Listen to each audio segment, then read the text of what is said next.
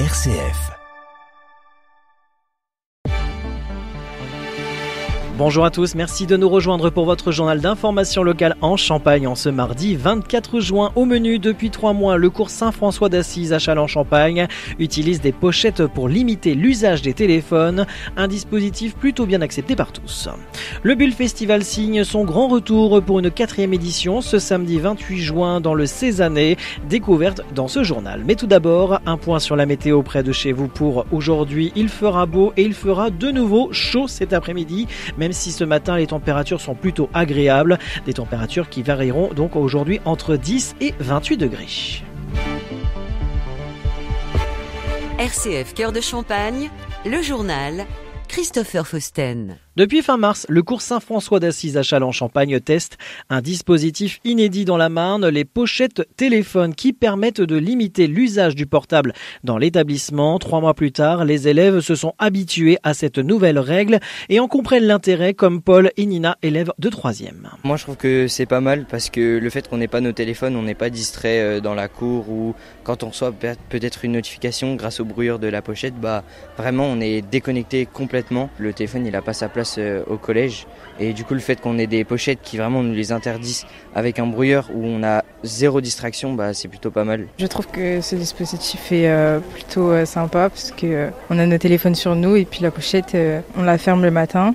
Et puis on garde le téléphone sur nous toute la journée. Pour l'harcèlement, c'est sûr que c'est beaucoup mieux, c'est beaucoup plus sécurisant pour nous les collégiens avec l'utilisation du téléphone. Pour Cédric Mouton, conseiller principal d'éducation au cours Saint-François d'Assise, le bilan reste contrasté. Ce qu'ils aiment, c'est avoir leur portable, être toujours sur les réseaux, être toujours en communication avec les autres. Mais pour nous, en tant que responsables de vie scolaire ou même les enseignants, c'est un sacré avantage parce que les portables sont complètement inopérants. Et du coup, ça favorise les échanges. Je pense qu'il y a toujours des élèves qui essayent de trouver des moyens pour détourner le système, ça c'est sûr. Après, je pense qu'il y a 95% des élèves qui jouent le jeu et malheureusement, c'est à nous de trouver encore des solutions pour que les téléphones de ceux qui sont un peu récalcitrants, on trouve des solutions pour qu'eux, ils s'adaptent à la réglementation du collège en fait. C'est un bien pour eux parce que le problème, c'est qu'on va responsabiliser un peu plus les parents. Les problèmes que j'ai encore de réseaux sociaux, ça vient que de l'extérieur.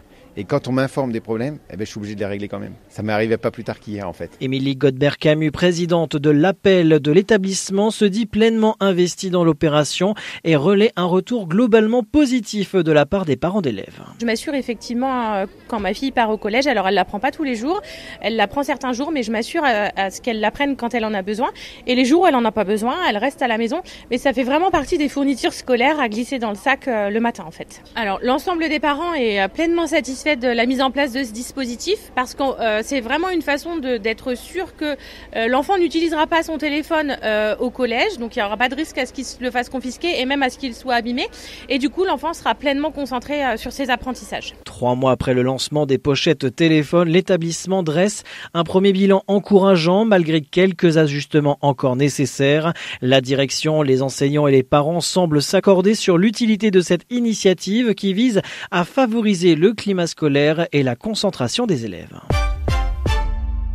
Le Bulle Festival revient ce samedi 28 juin de 14h à 3h du matin au domaine du Château Chaton à la Villeneuve, les Charleville près de Cézanne. Pour cette nouvelle édition, les organisateurs misent sur l'essentiel, une programmation musicale ambitieuse et une ambiance festive sans renier l'esprit convivial et fédérateur qui fait la singularité de l'événement. Armand Charpentier, organisateur, en parle au micro RCF de Christian Lancio. Bonjour Armand. Bonjour Christian. Alors Armand Charpentier, vous êtes l'un des organisateurs du festival Bulle qui va avoir lieu donc le week-end prochain, le samedi 28, et vous allez nous en parler. Et puis peut-être nous faire une historique de ce festival. Donc là, c'est la 4e édition qu'aura lieu le Bulle Festival. Et donc, cette année, on attend à peu près 2000 personnes. Il y avait 1500 personnes l'année dernière, à peu près 900 sur la première édition. Donc voilà, on essaye de grandir au fur et à mesure. C'est parti de où, de quoi, quelle idée, comment c'est venu? Alors, au départ, c'est Constantin Rousseau, qui est le fondateur de la maison de disques Amsem Records sur Paris, avec son frère Marc-Antoine Rousseau, qui nous ont rencontrés sur Cézanne, donc David Levert, Hugo Levert et moi-même, Armand Charpentier. Et donc qui avaient vraiment à cœur, eux, d'organiser un festival sur leur lieu de de là où ils habitaient quand ils étaient petits, puisqu'ils sont originaires de Cézanne. Et donc, au fur et à mesure des rencontres, on a discuté, et on a monté ensemble l'association, donc au début Cézanne Électronique, et aujourd'hui qui s'appelle Bulle. Et donc voilà, et au fur et à mesure des discussions est venue l'idée de ce projet du Bulle Festival, et ça a pris forme. Vous vous adressez à quel public ? Alors, on s'adresse au tout public, tout le monde est le bienvenu au Bulle Festival, hein. Donc que ce soit les enfants, les familles, les gens qui ont envie de faire la fête ou juste de découvrir un petit peu ce qui se passe, tout le monde est le bienvenu. Et la musique, on peut la qualifier comment ? D'électronique, de pop rock, de... Eh ben, c'est ça qui est bien, il y a un petit peu de tout. Donc l'après-midi, il y a des artistes qui sont en live, donc il y a même des artistes qui chantent, il y a des groupes de rock alternatif, et puis c'est un peu comme une expérience en fait, ce qu'on vit au Bulle Festival. Et le soir, évidemment, c'est plus à partir de 20h, un peu plus musique électronique, ouais. D'accord. Et donc, on peut dire que c'est éclectique. Ouais, exactement, ouais. Alors, donc, on va en parler. Vous allez nous donner où, quand, comment, les horaires, etc. C'est le samedi 28 juin au château de Chapton. Ça commence à 14h et ça se termine à 3h du matin. Pour venir, vous pouvez acheter votre billet directement sur la billetterie en ligne via notre site internet, donc bullefestival.com, où vous trouverez le lien pour vous rediriger sur la billetterie. Ou si vous pouvez pas le faire, il y a aussi la possibilité d'acheter des billets sur place directement au festival. D'accord. Vous situez Chapton par rapport à la route départementale 51 ? Ouais, Chapton, c'est à 5 minutes au nord de Cézanne, direction Épernay. Alors, on parle un peu de la programmation quand même, du programme complet depuis, parce que vous me dites de 14h à combien? 3h du matin? 3h du matin, ouais. 13 heures d'animation et de spectacle.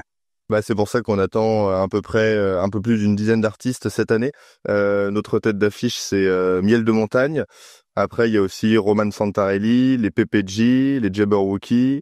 On va retrouver aussi l'Aventure, Clinique Lacuna, Opsic, Joe Lewandowski, Valentine Groove, et The Odds. Alors, la scénographie de tout ça s'est mise en place par qui alors? Cette année, la scénographie sur le château, il y aura un mapping qui sera effectué par l'association Visiophare, à peu près de 20h jusqu'à la fin, jusqu'à 3h du matin.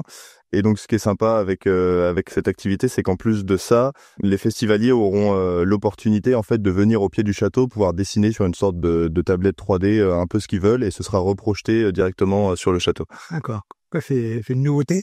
Ouais, c'est une nouveauté. Ce sera une première cette année, ouais. Et il y a aussi l'artiste Nicolas Mimo qui vient faire un show de light et laser sur la scène secondaire. Donc ça commencera à partir de, pareil, un petit peu près la tombée de la nuit. Et l'artiste Roman Santarelli qui proposera son live électronique accompagné d'une scénographie inédite. Et c'est une performance sublimée par des danseurs qui l'accompagneront durant tout le spectacle. Alors on vous souhaite, à vous et tous les organisateurs, beaucoup de monde et puis du beau temps surtout. Merci beaucoup Christian, et puis j'espère que tout le monde viendra et ce sera un super événement. Armand Charpentier au micro de Christian Lancio. Côté pratique, une offre de restauration sera proposée sur place. Nouveauté, cette année, des navettes gratuites seront mises en place au départ de Montmirail et Cézanne, ainsi qu'un service payant depuis la gare de Provins. La billetterie est disponible en ligne sur le site bulle-festival.com.